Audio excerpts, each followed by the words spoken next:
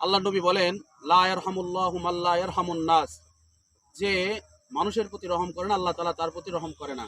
আর প্রবাদ বাক্যেও কিন্তু আছে যে নুন খাবো যার, গুণ গুণ করব তার, গুণ আদায় করব তার, যার নিয়ামত খাবো তারই কিন্তু শুকরিয়া আদায় করা দরকার।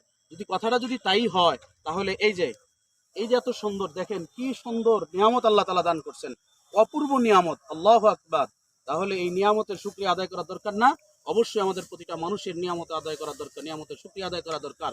এই যে দেখেন ভাইরা, এই যে দেখেন, এই যে কত সুন্দর ধান আল্লাহ তাআলা দান করছেন।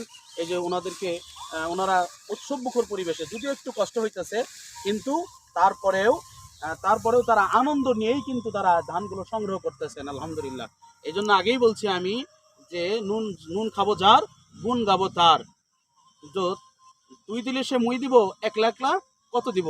তাহলে আল্লাহ তাআলা আমাদেরকে এত নিয়ামত দান করতেছেন, তাহলে কেন আমরা আল্লাহ তাআলার নিয়ামত ভোগ করার পরেও আল্লাহ তাআলার শুকরিয়া আদায় করি না? তাই তো একটি গজল আমি পরিবেশন করছি, আল্লাহ তাআলার শানে একটা গজল পরিবেশন করছি।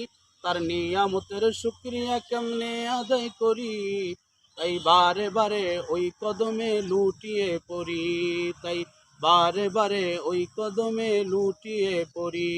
প্রিয় ভিউয়ার্স, আমার এই ভিডিওটা যদি ভালো লেগে থাকে, অবশ্যই লাইক কমেন্ট শেয়ার করে ছড়িয়ে দিবেন। সকলেই যেন অন্ততপক্ষে একটু হলেও যেন এখান থেকে কিছু শিক্ষা গ্রহণ করতে পারে, এবং আল্লাহ তাআলার যেন নিয়ামতের শুকরিয়া যেন আমরা আদায় করতে পারি। ধন্যবাদ সবাইকে।